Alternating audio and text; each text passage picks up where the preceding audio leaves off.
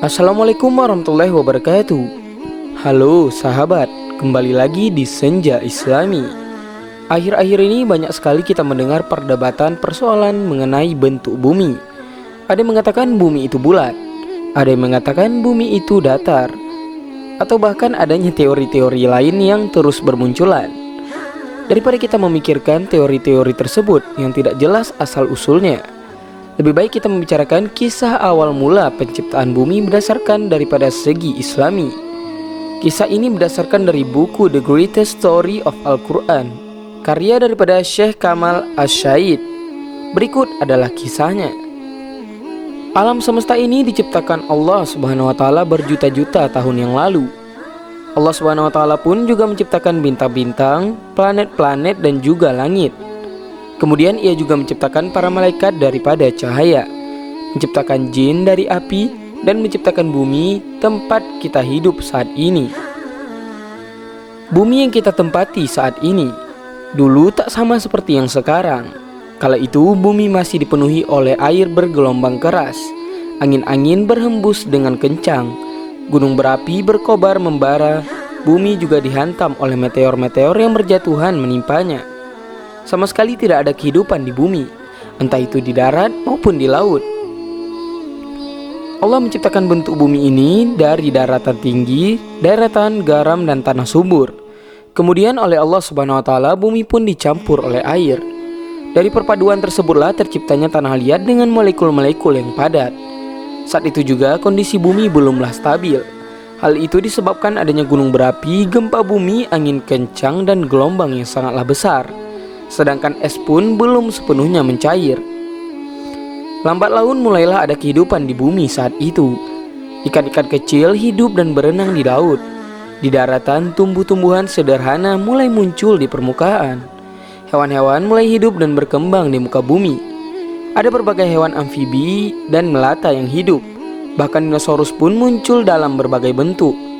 Namun, es mulai menutupi bumi dan menyebabkan hewan-hewan dan tumbuh-tumbuhan mati.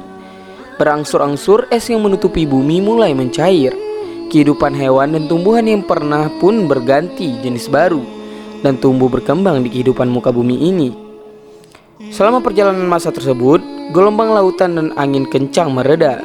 Perlahan pula banyak gunung berapi yang mulai padam, tak lagi menyemburkan batuan-batuan panas dari perutnya. Maka hutan-hutan mulai berkembang dengan pesatnya. Hutan-hutan juga mulai memunculkan kehidupan dari berbagai jenis satwa. Hujan pun juga mulai turun dan memberikan kehidupan di gurun-gurun. Bumi berputar pada porosnya dan mengelilingi matahari. Pergerakan bumi ini menciptakan 4 musim yang berbeda-beda. Ada musim gugur, musim semi, musim panas, dan musim dingin. Musim gugur ada setelah musim panas, sedangkan musim dingin akan tiba setelah musim gugur. Ketika musim dingin telah berlalu, maka akan terjadi musim semi. Putaran bumi yang mengelilingi matahari juga menyebabkan terjadinya peristiwa siang dan malam. Kehidupan di muka bumi mulai berwarna dengan sangat indah. Laut-laut mengeluarkan warna yang biru dan menawan mata. Hutan-hutan yang tumbuh dan berkembang memancarkan warna kehijauan. Gurun-gurun pun juga memancarkan warna coklat yang menawan. Dominasi warna putih terpancar juga indah melalui es yang membeku. Bahkan sinar matahari pun memancarkan warna kala ia terbit. Hewan-hewan mulai berlari hidup dengan bebasnya di muka bumi ini. Burung-burung terbang bebas menjelajahi langit yang luas. Hewan-hewan lain pun juga mulai menampakkan kehidupan dan keindahan yang mewarnai bumi. Rusa-rusa berlarian, kambing-kambing liar pun juga berlarian, sementara hewan-hewan buas pun meraung-raung. Mereka mencari makan kala matahari memancarkan sinarnya. Saat bulan menggantikan tugas matahari, mereka kemudian beristirahat. Meskipun begitu, manusia kala itu belum ada di bumi. Manusia sendiri diciptakan oleh Allah daripada tanah liat. Lalu Allah menciptakan bentuk manusia. Bentuk-bentuk tersebut memiliki satu kepala, sepasang mata, satu lidah, sepasang bibir, satu hidung, sepasang telinga, satu jantung, 2 buah tangan, satu dada, dan sepasang kaki. Air dari tanah liat tersebut pun menguap. Bentuk manusia yang sudah tercipta pun berubah menjadi keras sekeras batu. Bentuk manusia yang keras pun tertidur dalam waktu yang sangatlah lama. Tidak ada satupun yang mengetahui seberapa lama bentuk manusia tersebut tertidur. Hanya Allah Subhanahu wa taala lah yang mengetahui seberapa lama manusia tertidur. Wallahu a'lam bishawab.